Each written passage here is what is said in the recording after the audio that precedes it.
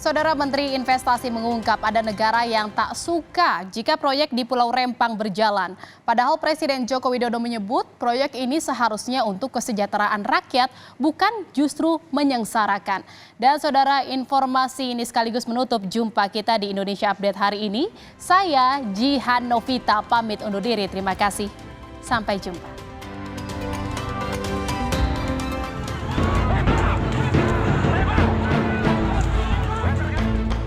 Berulang kali saya tekankan, PSN ini tujuannya adalah memberi manfaat untuk rakyat, bukan justru sebaiknya menderitakan masyarakat. Kurang lebih 4 SSK sampai hari ini yang kita tambahkan, dan ini akan terus kita tambah disesuaikan dengan eskalasi.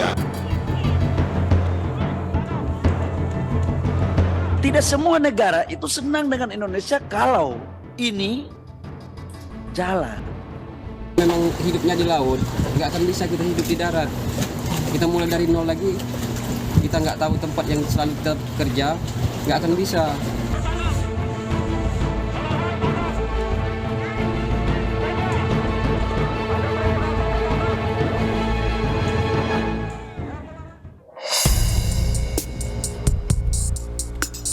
Ini adalah Kampung Tanjung Banon yang berada di Pulau Rempang, Kota Batam, Kepulauan Riau. Kolong rumah warga adalah perairan Galang yang terhubung dengan jalur perairan internasional seperti Selat Malaka, perairan Singapura, hingga ke perairan Cina Selatan. Untuk domestik, perairan Galang terhubung ke perairan Lingga, perairan Bangka Belitung, perairan Tungkal, Palembang, Jawa, Kalimantan, Anambas, hingga Natuna Utara. Kini ketenangan warga satu dari 16 kampung tua di Pulau Rempang terusik. Awang Acik salah satunya. Ia menyebut warga Pulau Rempang tidak melarang mega proyek Rempang Eco City, asal tidak harus mengosongkan kampung pesisir ini. Maunya masyarakat ini, dia tetap tidak mau relokasi. Kalau mereka memang ini supaya sebanding dengan tata yang mereka bangun, mereka istilahnya ditata sebagaimana sesuai dengan pembangunan, kan gitu. Masyarakat masih mau kok. Namun untuk relokasi masyarakat tetap menolak. Pendapat senada dilontarkan Amran, warga yang tinggal di Kampung Banon sejak 2003. Ia mengaku tak tahu harus bagaimana jika direlokasi jauh dari laut. Direlokasi, dipindahkan, kemana lagi kami mau kerja? Kalau kita ditinggalkan misalnya katanya di Ulu Gong sana kan, tempat mau direlokasi itu bikin perumahan. Jadi kan kalau kita di darat, kita memang hidupnya di laut, nggak akan bisa kita hidup di darat. Kita mulai. Ketenangan warga Rempang pecah pada Kamis 7 September 2023 lalu. Warga bentrok dengan tim gabungan yang hendak memasang patok proyek Rempang Eco City. Dalam peristiwa ini, 43 orang ditangkap. Bentrok di Pulau Rempang membuat merah kuping Presiden Joko Widodo.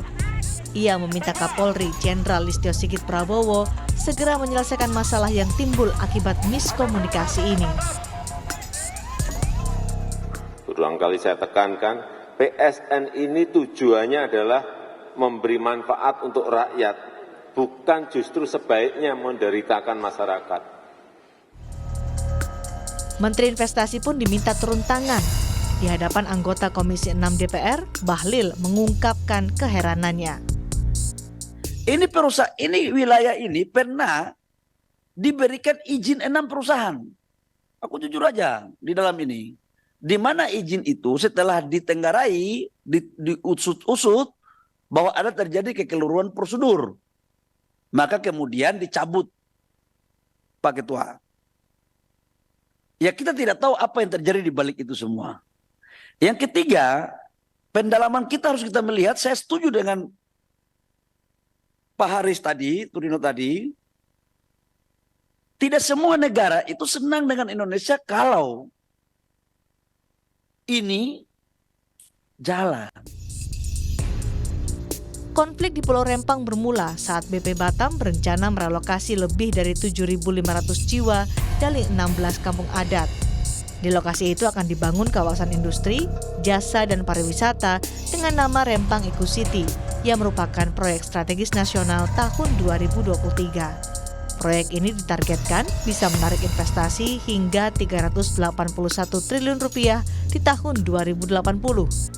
Warga meminta agar proyek tak menggusur kampung adat, tapi petugas berupaya mengukur lahan dan memasang patok hingga memicu bentrokan. Tim Liputan, Kompas TV.